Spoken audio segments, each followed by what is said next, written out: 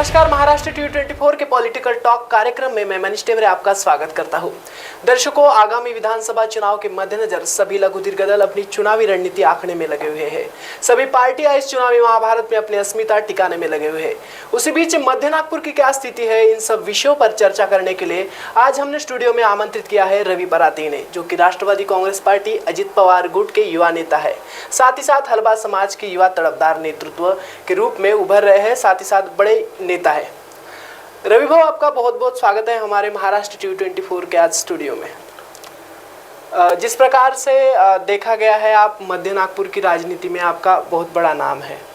पहले भी जिस प्रकार से शरद पवार गुट में भी आपने काम किया है, लेकिन जनता की ओर से सवाल उपस्थित होता है कि संयुक्त राष्ट्रवादी कांग्रेस पार्टी में आप शरद पवार के विचारों पर चलने वाले एक युवा नेता थे, फिर अलगाव के बाद आपने अजित पवार गुट क्यों चयन किया?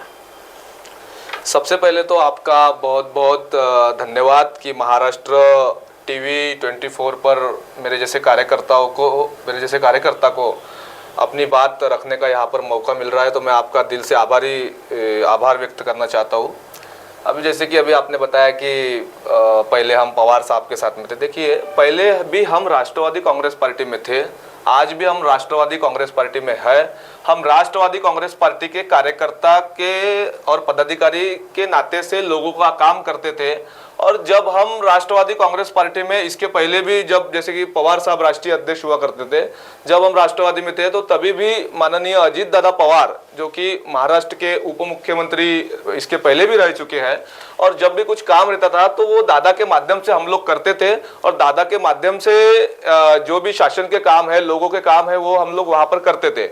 तो इसीलिए जिस दिन दादा ने ये जो निर्णय लिया, और हमने कुछ अलग भूमिका नहीं ली है, हम तो राष्ट्रवादी कांग्रेस पार्टी में ही है ना। राष्ट्रवादी कांग्रेस पार्टी के घड़ी चुनाव चिन्ह के नीचे हम लोग काम करते थे पहले भी, आज भी हम लोग वही कर रहे हैं। तो पार्टी हमने बदले या फिर पार्टी से बाहर होकर कोई दूसरा नेता हमने चुने, ऐसा बिल्कुल भी नहीं है। हम राष्ट्रवादी कांग्रेस पार्टी के कार्यकर्ता थे, है और रहेंगे। बहरहाल, बात करते हैं विधानसभा चुनाव के संबंध में।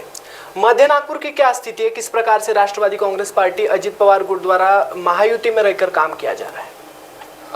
देखिए, ऐसा है कि अभी महाराष्ट्र में विधानसभा के इलेक्शन लगने वाले हैं, और मध्य नागपुर की स्थिति ये एक बहुत ही अच्छी स्थिति है।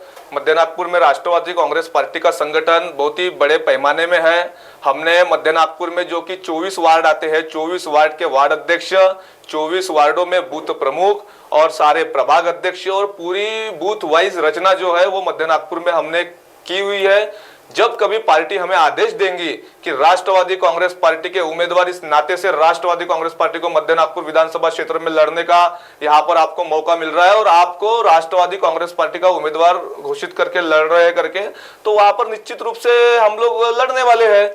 अब देखो, हम लोग महायुति में है, तो सीधी सी बात है, माननीय दादा ने, और महायुति में भारतीय जनता पार्टी हमारे साथ है, महायुति में हमारे साथ में माननीय शिंदे साहब की शिवसेना है, और सभी ने लगभग तय कर लिया है कि जहां जहां पर महायुति के ऑलरेडी विधायक है, जैसे कि अभी मध्य नागपुर में विकास कुंभारे जी हमारे विधायक है भारतीय जनता पार्टी के, और हम महायुति में, अगर महायुति इस नाते से विधानसभा का जो इलेक्शन होगा, तो महायुति में पार्टी जो आदेश हमको देंगी वो काम हम वहां पर करने वाले हैं। जिस प्रकार से जो है मध्य नागपुर की सियासी समीकरण का बात की जाए, तो बहुसंख्यक अल्पसंख्यक ये समान रूप से है, लेकिन हलबा समाज जो है, काफी बड़ी मात्रा में हलबा समाज यहाँ है, और आज के जो है विद्यमान विधायक वो भी हलबा समाज से ही बिलोंग करते हैं, विकास कुंभारे जी। लेकिन दूसरी बार जो देखा गया है, राज्य की स्थिति या शहर की स्थिति, हलबा समाज में काफी बेरोजगारी है, युवाओं को जो है रोजगार नहीं मिला है। क्या कारण बता सकते इसका? देखिए, ये तो बात मैं भी मानना चाहूँगा कि मध्य नागपुर में जो एक तरफ हमारा अल्पसंख्यक भाई लोगों का जो समाज है, हम उसे भी दूसरा समाज ना कहते हुए हम हमारा ही समाज उसको भी मानते हैं, क्योंकि जब बुनकर लोग जो थे, तो बुनकर में मुस्लिम में हमारे भाई लोग जो थे, तो वो भी बुनकरी का भी काम करते थे, तो वो भी हमारे ही भाई है। अब रही बात हलबा समाज की, तो हलबा समाज में ऐसा है कि माननीय विधायक साहब हमारे 3 बार के वहां पर MLA है, विधायक है, तो विधायक साहब ने भी वहां पर जिस तरीके से काम करना चाहिए था उस तरीके से मुझे भी नहीं लगता कि काम हुआ है मध्य नागपुर में। मध्य नागपुर में बहुत सी अभी भी समस्याएं बाकी है। और रही बात हलवा समाज की, तो आज हमारा हलवा समाज जो है वो आप जैसे मध्य नागपुर में देखेंगे तो मध्य नागपुर में गांधी बाग मार्केट है, मध्य नागपुर में महल है, मध्य नागपुर में इतवारी है। यहाँ पर बहुत बड़े पैमाने में कपड़ों की दुकानें हैं, बहुत बड़े पैमानों में और भी बाकी शॉप्स है। तो वहां पर हमारा जो हलवा समाज के जो मध्य नागपुर में रहने वाले लोग हैं वो ज्यादा से ज्यादा लोग वहां पर काम करते हैं। लेकिन कई बार जैसे कि मैंने भी कई बार उन कामगारों के लिए आंदोलन किया है, तो मुझे ऐसी बातें वहां से मालूम पड़ी कि जो हमारे लोग वहां गांधी बाग में काम करते हैं कामगार इस नाते से, तो जैसे कुछ कुछ लोगों को 10 साल हो गए हैं लेकिन उनका पीएफ का प्रॉब्लम है, उनको जहां तक के पेमेंट सैलरी बढ़नी चाहिए तो सैलरी जो है वो बढ़ नहीं रही है। ऐसे अनेक समस्याएं हैं और मैं उम्मीद करता हूं हमारे माननीय विधायक साहब से कि वो ये सब जो चीजें हैं वो आने वाले समय में पूरे करेंगे।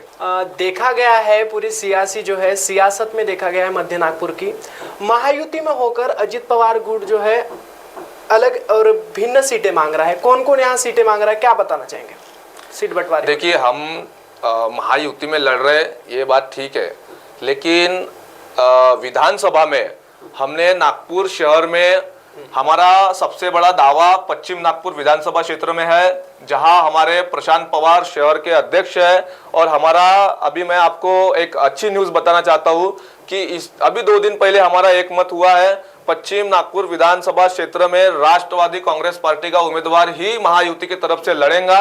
और हमने स्पष्ट रूप से पार्टी के बड़े नेताओं को यह मैसेज दे दिया है कि महायुति के माध्यम से राष्ट्रवादी कांग्रेस पार्टी का यहाँ पर एक आमदार जो विधायक है वो चुन कर लाने का काम राष्ट्रवादी कांग्रेस पार्टी पश्चिम नागपुर में करने वाली है।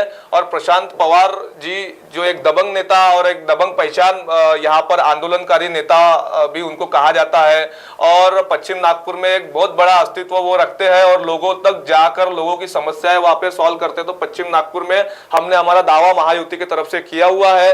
रही बात नागपुर जिले की, तो नागपुर जिले में आपको पता होगा कि काटोल नरकेड़ ये हमारा पारंपरिक क्षेत्र है, तो वहां पर हम लोग विधानसभा मांगने ही वाले हैं। पूर्व नागपुर में भी हमारी आभाताई पांडे है, वो भी वहां पर तैयारी कर रही है। हमारा मध्य नागपुर है।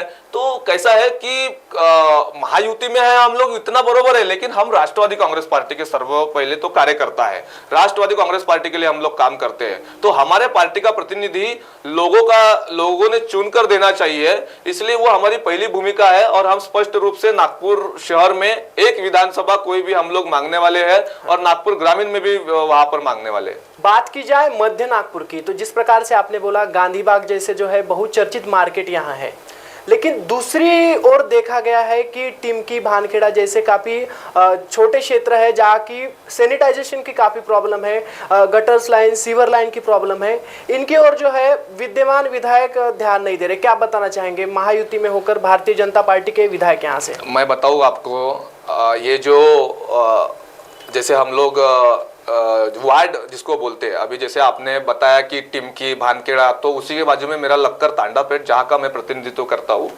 और ये जो काम है ये नगर सेवकों का काम रहता है, लेकिन भारतीय जनता पार्टी के नगर सेवक हो, कांग्रेस पार्टी के नगर सेवक हो या अदर कोई पार्टी के नगर सेवक हो, सारे नगर सेवक निष्क्रिय है। एक काम जनता का हो नहीं रहा है।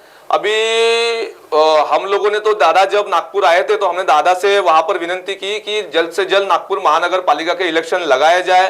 लोग परेशान हो गए हैं, लोगों के काम हो नहीं रहे हैं और लोग जो रहते हैं ना, जनता जो रहती है, जनता बड़ी अपेक्षाओं के साथ में आपको अपना प्रतिनिधित्व देती है, चुन कर देती है।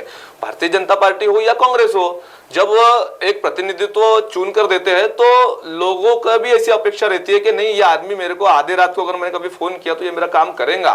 तो लेकिन ऐसे कोई भी काम मध्य नागपुर में हुए नहीं है, सारे नगर सेवक निष्क्रिय है और बहुत जल्दी नागपुर महानगर पालिका के इलेक्शन लगने वाले और लोग इसमें परिवर्तन जो है वो नागपुर महानगर पालिका में करके बताएंगे। बात युवाओं की करें तो राज्य में काफी बड़े प्रोजेक्ट्स बाहर जा रहे हैं, इस स्थिति को आप किस प्रकार से बताना चाहेंगे?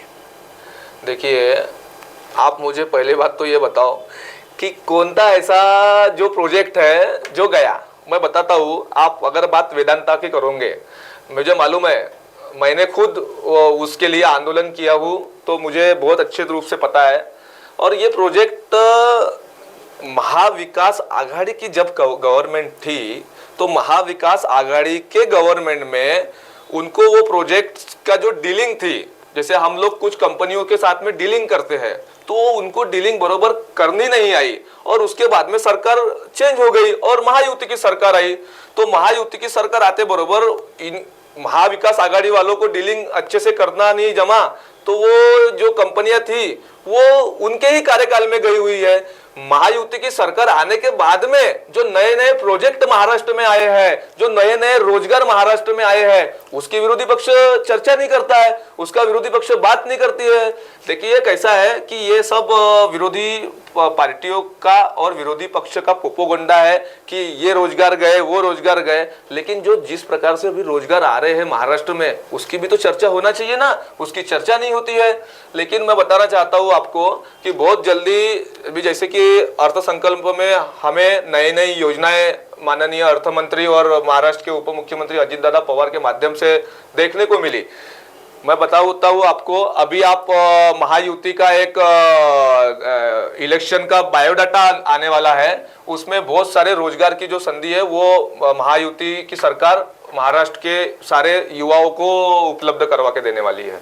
विपक्ष ये भी आरोप लगा रहा है कि जैसे ये इलेक्शन होता है उसके बाद जो लाड़की बहन योजना चालू की गई है दादा के माध्यम से, दादा की सरकार के माध्यम से, वो बंद होगी। क्या बताना चाहेंगे, सत्य परिस्थिति क्या? कोई योजना बंद नहीं होंगे। विपक्ष अगर बता रहा है ना कि योजना बंद होंगी, इसका मतलब उनका सीधा सीधा एजेंडा है कि अगर उनकी गवर्नमेंट आई तो वो ये योजना जो है, यह योजना वो बंद करने वाले हैं, ऐसा उनका कहना है। मुझे बताइए, अगर अभी जो लाडली बहन योजना जो है, लाडली बहन योजना महायुति की गवर्नमेंट में आई है ना, अगर लोग फिर एक बार महाराष्ट्र की जो हमारी माताएं बहनें जो है वो फिर एक बार वोट करके अगर महायुति को बहुमत देती है तो स्पष्ट रूप से वो एक प्रकार से क्लियर हो जाएगा कि जो योजना है वो वापस चालू रखना चाहिए करके। और 1001% मैं आपको बताता हूँ, माननीय अजीत दादा जो बोलते हैं वो करके दिखाते हैं। अजीत दादा ने सभी अपने महाराष्ट्र की लाडली बहनों को बता के रखा हुआ है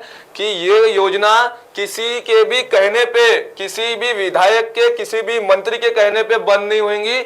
इस योजना को चालू रखने का पूरा काम महाराष्ट्र के विधानसभा में मैं करने वाला हूँ। और योजना जो है वो जो भी योजना अभी निकली हुई है, जो भी योजना अर्थसंकल्प में जाहिर हुई है, वो कोई योजना बंद नहीं होंगी। जिस प्रकार से सियासी गलियारों में चर्चा चल रही है, शरद पवार ने जो है सुप्रीम कोर्ट में दावा डाला है कि जब तक विधानसभा चुनाव नहीं होते तब तक अजित पवार गुट का जो घड़ी चिन्ह है वो गुठवाया जाए, साथ ही साथ जो है दूसरा चिन्ह उन्हें दिया जाए। मैंने आपको बताया ना कि विरोधी पार्टी के लोग इतने घबरा गए हैं लाडली बहन योजना और जितने भी अर्थसंकल्प में जितने भी नए नए रोजगारों की संधि और अपना बिजली बिल का शेतकरियों को जितना भी मतलब योजनाएं जो है वो महायुति गवर्नमेंट में माननीय अजित दादा के माध्यम से अर्थ मंत्री दादा ही है, तो इसलिए मैं स्वाभाविक है कि अजित दादा का नाम लूंगा। अजित दादा, माननीय हमारे मुख्यमंत्री एकनाथ शिंदे साहब, देवेंद्र जी फडणवीस साहब जो कि वो भी उप मुख्यमंत्री है, इनके माध्यम से जो योजनाएं आई है और इसके बाद में सर्वे हुआ है, मैं बताता हूँ आपको, सर्वे हुआ है। सर्वे में स्पष्ट रूप से दिख रहा है कि महायुति की गवर्नमेंट पूरे बहुमत के साथ में चुनकर आ रही है। तो ये जो है बाकी के लोग घबरा गए हैं, अभी इनको लगता है कि डर लगने लगा हुआ है कि बाबा अभी सामने कैसा होगा। कभी स्टेटमेंट करते हैं कि ये योजनाएं बंद करने वाले हैं, क्या हम आपको बताकर बंद करेंगे क्या? और हम आपको बताए क्यों? जो योजनाएं लोगों के हित के लिए चालू की गई है वो योजनाएं क्यों बंद करना है? इसके पहले भी कांग्रेस की गवर्नमेंट थी, तभी भी कई योजनाएं उन्होंने लागू की थी। तो हमारी इसके बाद में गवर्नमेंट आएंगी तो योजना भी चालू रहेंगी। और जो कि अभी आपने पूछा कि माननीय पवार साहब जो है वो पवार साहब के जो राष्ट्रवादी है वो कोर्ट में गई है, तो देखिए अब सीधी सी बात है, सब घबरा गए हैं जो योजनाएं निकली है। तो उनको भी लगता है कि अगर इनका भी चिन्ह इनका जो चिन्ह है, मतलब हमारा जो राष्ट्रवादी कांग्रेस पार्टी का घड़ी चुनाव चिन्ह है और उनका जो चिन्ह है, तो हमें कोई फर्क पड़ता नहीं है। आदरणीय अजीत दादा पर विश्वास इस महाराष्ट्र ने रखा हुआ है। महाराष्ट्र के सभी लाडली बहनों ने माननीय अजीत दादा पर विश्वास रखा हुआ है और अजीत दादा के माध्यम से महाराष्ट्र के विधानसभा के इलेक्शन में 70 से 80 एमएलए जो है विधायक, वो हम महाराष्ट्र में चुनकर लाने वाले हैं। उसी प्रश्न पर आते हैं, मध्य नागपुर की ओर आते हैं। एक तीखा सवाल जो है महाराष्ट्र T24 के स्टूडियो से आपसे पूछना चाहूंगा। यदि महायुति से भारतीय जनता पार्टी के जो है विधायक है, जो अभी विद्यमान विधायक है, उन्हें सीट दी जाती है, या सीधे तौर पर बोला जाए कि राष्ट्रवादी कांग्रेस पार्टी अजित पवार गुट को जहां जहां आपने दावा किया है उन क्षेत्रों में यदि नागपुर में सीट नहीं दी जाती है, तो क्या भूमिका रहेगी राष्ट्रवादी कांग्रेस पार्टी अजित पवार गुट की? देखिए, हमारी तो तीखी भूमिका रहने वाली है। हमने माननीय दादा तक के, और हमारे नेता जो है, हमारे नेता माननीय प्रफुल्ल भाई है विदर्भ में, हमने प्रफुल्ल पटेल साहब तक हमारा मैसेज पहुंचा दिया है कि नागपुर शहर में किसी भी हालत में हमें एक विधानसभा चाहिए, यानी चाहिए। विधानसभा में हमारा विधायक चुनकर आएगा, हम पार्टी का और ज्यादा विस्तार करेंगे। तो ये जो चर्चा है ये माननीय प्रफुल्ल पटेल साहब तक हमने की है। प्रफुल्ल पटेल साहब के साथ में हमारी चर्चा हुई है, मीटिंग हुई है, और प्रफुल्ल पटेल साहब ने स्पष्ट रूप से हमसे कह दिया है कि आपके लिए नागपुर शहर में एक विधानसभा क्षेत्र लाने का काम, टिकट लाने का काम मैं करने वाला हूं। आप सभी लोग काम पर लगिए। मुझ जैसे कार्यकर्ताओं को माननीय प्रफुल्ल पटेल साहब ने कहा है कि आप भी अपने विधानसभा में ज्यादा से ज्यादा ध्यान दीजिए, क्योंकि आने वाले समय में कुछ भी हो सकता है। युति तो है, और युति तो हमारी अखंड युति है, रहने वाली है, अब आखिरी तक ये युति चलने वाली है, ये युति कभी टूटने वाली नहीं है। लेकिन पार्टी का विस्तार होना भी जरूरी रहता है। तो माननीय प्रफुल्ल पटेल साहब ने स्पष्ट रूप से कह दिया है कि नागपुर शहर में एक विधानसभा राष्ट्रवादी कांग्रेस पार्टी महायुति के माध्यम से वहां पर लड़ेंगी, और हमारी जो भूमिका है वो हमने हमारे नेताओं को बताया है, और हमारे नेता जो भी निर्णय वहां पर लेंगे वो हमें मान्य रहेगा। और महायुति के आमदारों के लिए राष्ट्रवादी कांग्रेस पार्टी नागपुर शहर में बहुत ही अच्छे तरीके से काम करने वाली है। प्रफुल्ल पटेल ने एक सीट का आश्वासन दिया है, लेकिन महायुति में देखा गया नागपुर में 2 लोग दावा कर रहे हैं। वरिष्ठ आप समझ गए होंगे, क्या स्थिति कैसे प्रकार से टैकल किया जाएगा? देखिए, पहले ही राष्ट्रवादी कांग्रेस पार्टी हो, भारतीय जनता पार्टी हो, या माननीय शिंदे साहब की शिवसेना हो, तीनों का अलायंस जब हुआ है तो तीनों के अलायंस में पहले ही स्पष्ट हो गया है कि जहां पर आपके 3-3 टर्म के एमएलए है, जहां पर आपके ऑलरेडी विधायक है, तो वो सीट तो उसी पार्टी की रहने वाली है। लेकिन अगर हम बात पश्चिम नागपुर की करें, अगर हम बात उत्तर नागपुर विधानसभा क्षेत्र की करें, तो वहां पर भारतीय जनता पार्टी के विधायक नहीं है।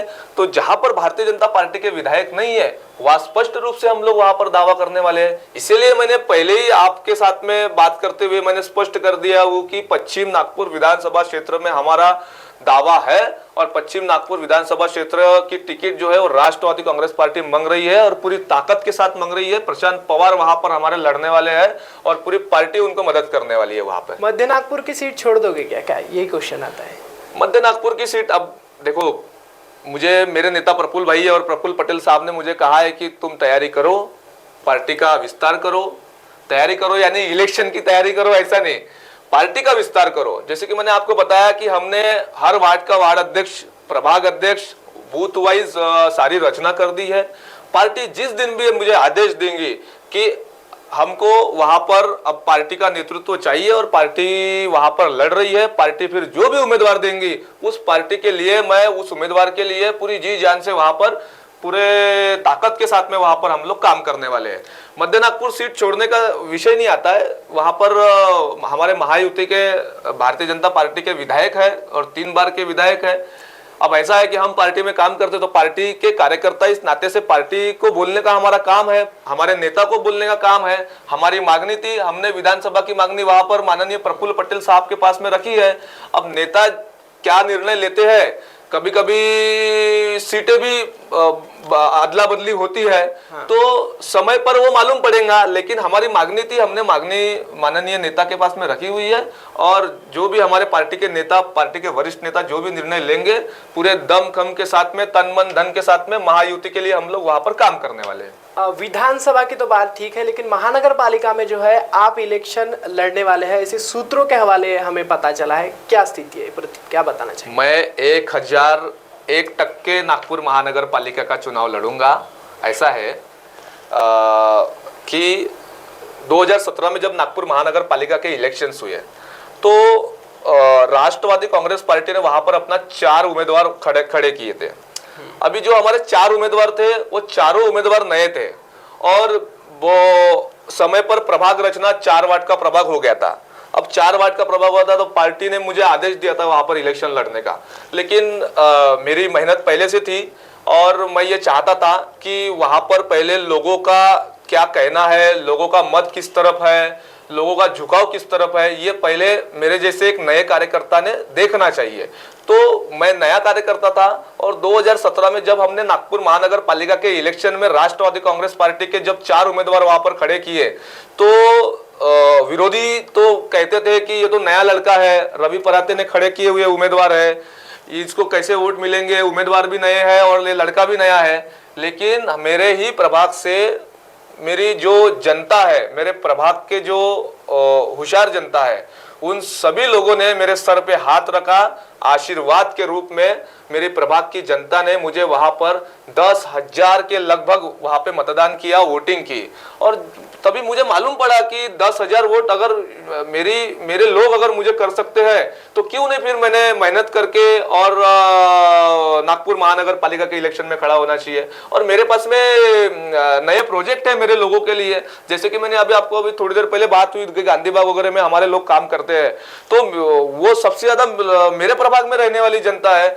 मेरे प्रभाग में रहने वाले वो बेरोजगार युवक है। आज नागपुर शहर में हम देखते हैं कि बाजू में MIDC में कई कंपनियां हैं, वहां पर हम लोग अगर पत्र व्यवहार करें तो वहां पर रोजगार वहां पर उनको उपलब्ध करवा कर दे सकते हैं।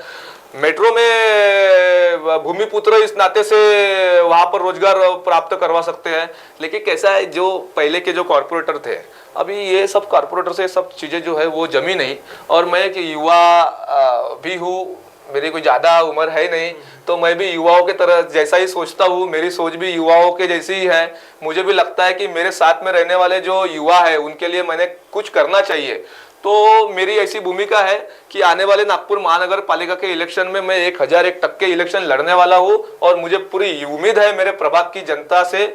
और मेरे जनता ने जैसा 2017 में जब मैंने लोगों के लिए वोट मांगा, मैंने कहा कि मेरे नेतृत्व में राष्ट्रवादी कांग्रेस पार्टी यहाँ लड़ रही है, ये 4 उम्मीदवार जो है वो नए हैं, फिर भी आप मुझे देखकर मतदान करो। तो 10,000 वोट जब लोगों ने दी तो मेरे आंखों में आंसू थे जिस दिन रिजल्ट लगा। आंसू इसलिए थे, हम हार गए इलेक्शन उसके लिए नहीं थे, आंसू इसलिए थे कि जो लोग कहते थे, जो विरोधी पार्टी के लोग कहते थे कि ये 500 वोट लेंगे नहीं, और तभी हमने 10,000 का आंकड़ा पार किए। तो दर्शकों, जिस प्रकार से हमने रवि पराते से बात की, मध्य नागपुर में राष्ट्रवादी कांग्रेस पार्टी अजित पवार गुट अपनी अस्मिता बचाने में लगा हुआ है। महायुति के साथ रहकर जो है स्वतंत्र सीटें यहाँ मांगी जा रही है, काफी सम्मिश्र राजनीति यहाँ दिखाई दे रही है। तो देखते हैं आगामी विधानसभा में इसका किस प्रकार से जो है असर पड़ता है। मैं था मनीष टेमरे और हमारे साथ थे रवि पराते।